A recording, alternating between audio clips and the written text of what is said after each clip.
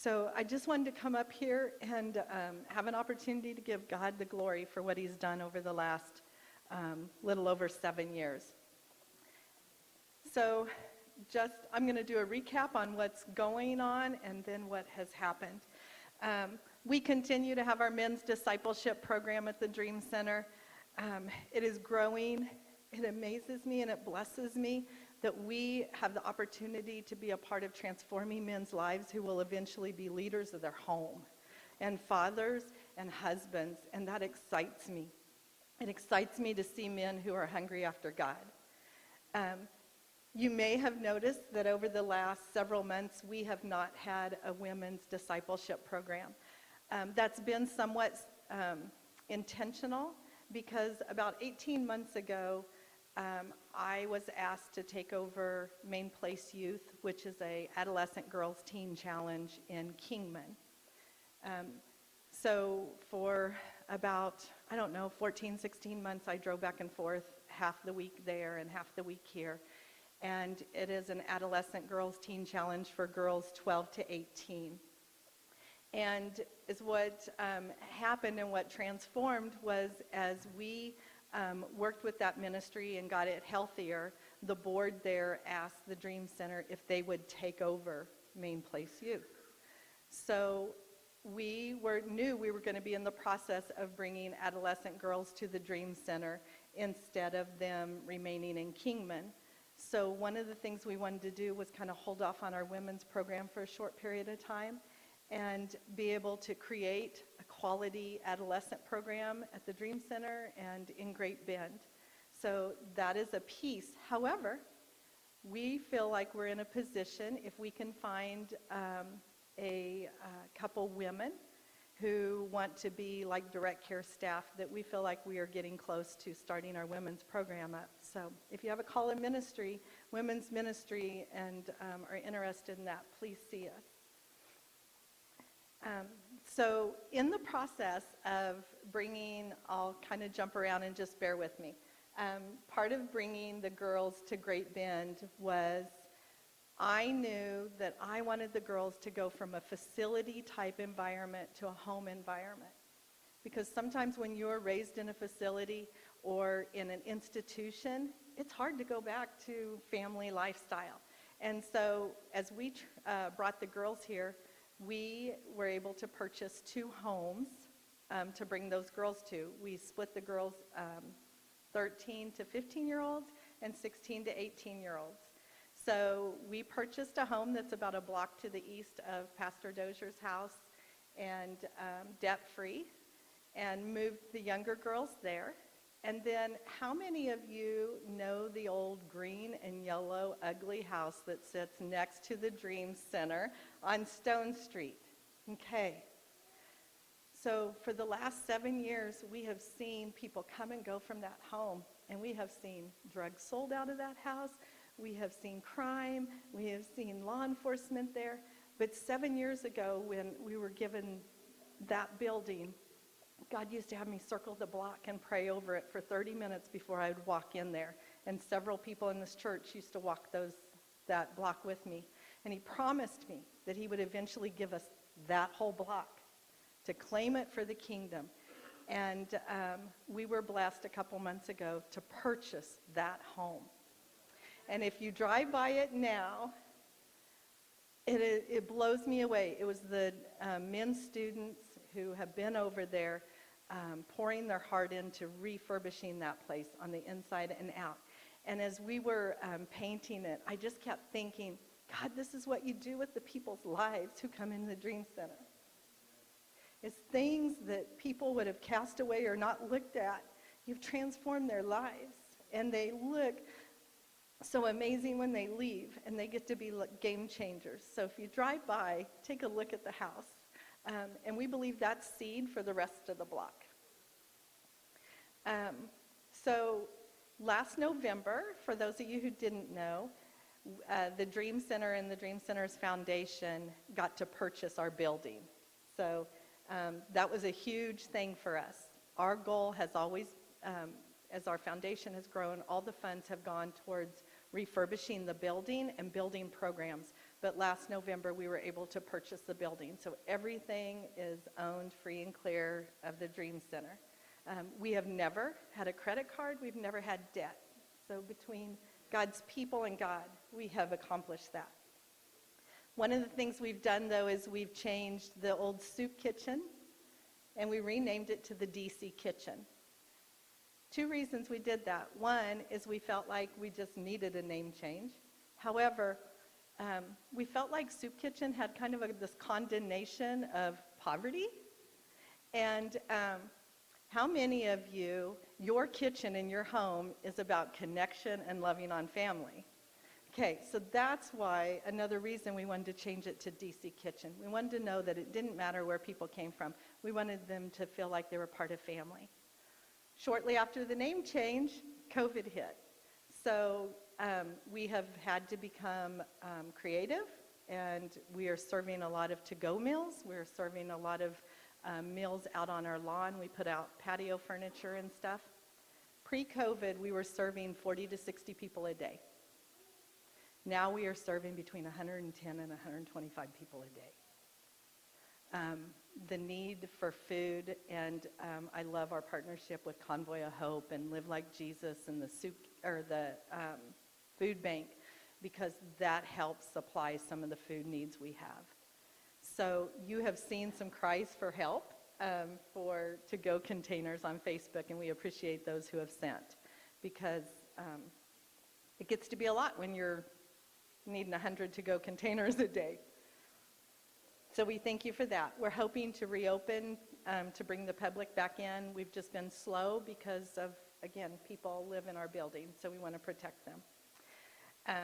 Another piece of the Dream Center is Submission Martial Arts, which is ran by Nick Taylor. That has been a huge part of our ministry. One, on Tuesday nights, we have open jiu-jitsu class.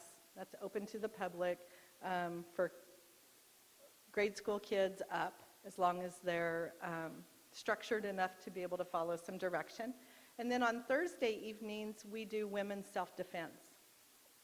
Those are both free of charge, and I encourage you to come and try them. One, it gives an outlet for kids and adults just to get some exercise, to get some mentorship, but also the women's self-defense class. We get the opportunity to change people's lives spiritually and emotionally, and there is something that shifts in your spirit when you realize that physically you no longer have to be a victim anymore.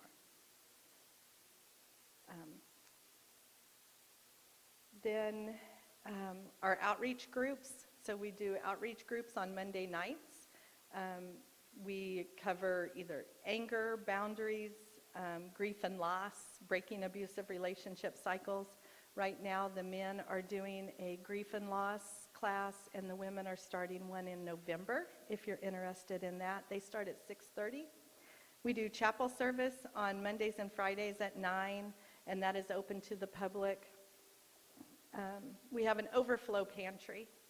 So the overflow pantry is a way for people to get food boxes. We also do commodities, and we thank you for those who give either food or volunteer time to make those things happen. We have the Hebrews Coffee Shop, which is at the other end of the building.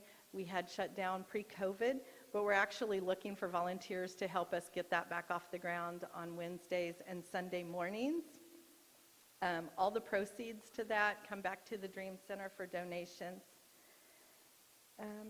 And then September 8th, we had the opportunity to open a program called Moment of Grace Pregnancy Clinic. Several months ago, Faith Community Church came to us. We knew 2.5 years ago when we did the construction of the third floor and started to do that first initial planning that there was supposed to be a clinic on that third floor, but we didn't have any idea what it was.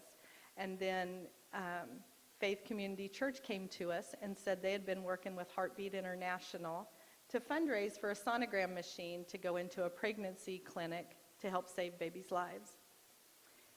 Once they raised the money, they found out there was no place in Kansas to receive the machine. And Heartbeat International normally works with clinics that are already established. We were given, by the grace of God, to be the first place to receive a machine on a brand new clinic that wasn't established. And so through that, we offer free pregnancy tests and free sonograms with the hope of not only salvations of mamas, but saving babies' lives. All of our, thanks.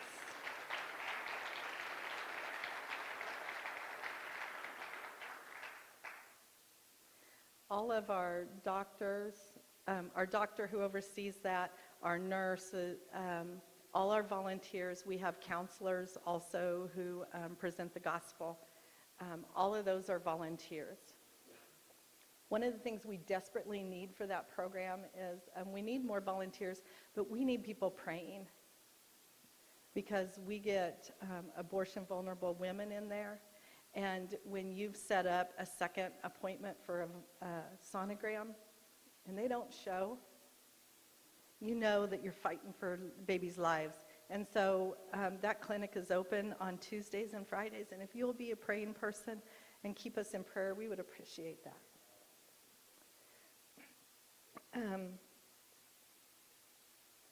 I want to share something. When we bought those 2 houses for the girls for Main Place Youth and to bring those girls, and now they went from being called Main Place Youth to DC Thrive, because we want our youth to thrive. We don't want them just to survive anymore. But one of the houses I bought from a real estate agent, and one of the houses we bought from just a family here in town. And little did I know that both of those people would call me and say, we're going to close on the exact same day. So I closed one in the morning and one in the afternoon. Okay? So it's enough to buy one house in a day, but to buy 2. But when I'm signing the paperwork for the first house, God reminded me to look at the calendar. And he said, this is the last day of the 7th year. Which 7 is completion and perfection. And so I signed both of those houses on the end of the 7th day. And he reminded me that 8 was the year of new birth. And it was just shortly after that we opened the clinic. And he just reminded me that this next year is going to be different. We love partnering with people and other ministries here in Barton County and beyond. We are privileged to accept students from all over the United States, whether it be Georgia or Florida or New York, California. So you guys are a part of not just a ministry here in Great Bend, but a ministry that is reaching people from across the United States. We receive no government or state funding. We receive no United Way dollars, so private funding is our key. If you've been by there in this last week, we are in the process of getting a new roof, finally. We have had leaks that have prevented us from completely finishing the 3rd floor. And so keep us in prayer that the last finances will come in before the bill does for the for the roof. That 3rd floor not only has our clinic, but if you've ever been up there, it has a boardroom and a prayer room to pray over our city. We also have 7 apartments up there to house married couples who want to come through our programs together and staff. And we have 1 apartment up there that we feel like God has asked us to set aside for pastors and missionaries who just need to get away. So with that being said, we ask that you keep us in prayer coverage. If for volunteer opportunities, we appreciate you. And we are also looking for a couple direct care staff to help with our adolescent and our men's program. I want to also keep us in prayer for 2021. We feel like God is asking us to do 2 things. One, we feel like he's asking us to do an immersion program, immerse program, where somebody who can't come to our program full time, but has something they want to walk through, can come for a couple weeks and really deep focus on what God has for them and some healing and some breakthrough. And then we want to do a 3-day program called Resuscitate, where people who feel like they're burned out can just come and receive from God, receive prayer, and get rest. So those are some things that are coming up in the near future.